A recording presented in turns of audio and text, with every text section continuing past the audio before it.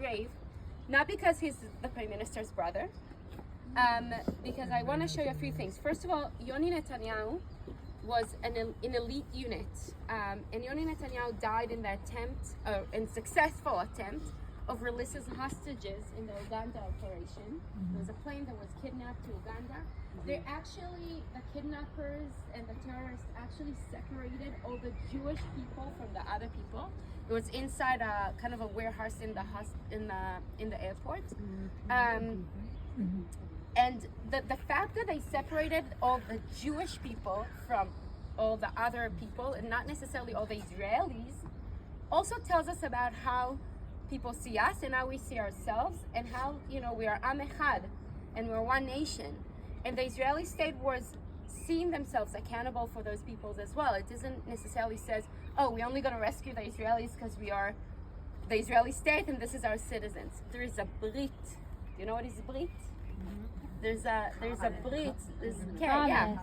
Covenant, like a contract between the Israeli state and the Jewish people worldwide. And all the soldiers that you see here, they're the IDF, Israel Defense Force, but not necessarily in the sense of the Israeli state.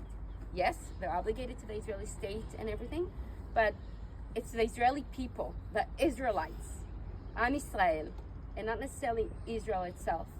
So today when we're dealing about hostages, and when we hear stories like, was it 2 weeks ago that they released the 2 hostages, or was it a week ago? I don't know. 2 weeks lost ago. track of time. 2 weeks ago. When you have somebody literally, during the rescue, they literally needed to cover with their own body the hostages so they won't get hurt.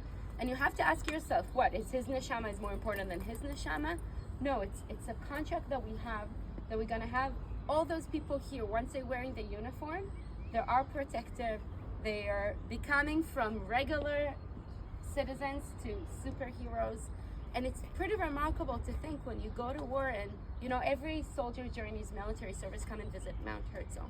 And in every Memorial Day, you have a soldier assigned to a different soldier's grave from the same unit. Like, for example, I was in the Nahal. I got assigned to a grave here in Mount Herzl to stand next to in the siren. There's kind of this contract, and you're gonna do everything in order to save those people, because they're fighting for us. That's what I'm trying to say.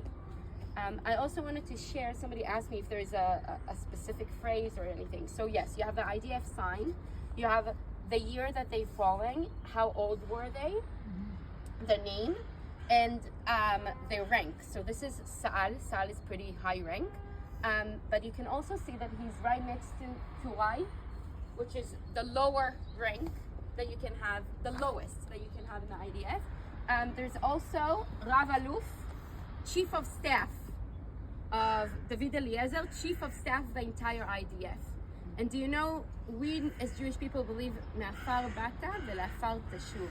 We all came from the ashes, and we're all gonna return to ashes. Nobody gonna know how much money they made.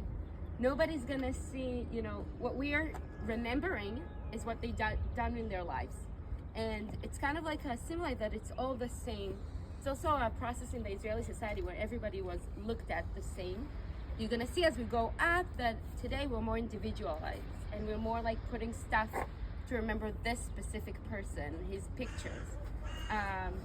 But it's kind of, they're all buried one next to each other. They all fought for the same cause, and they all, you know, we're gonna pay respect to them in the same way, kind of thing.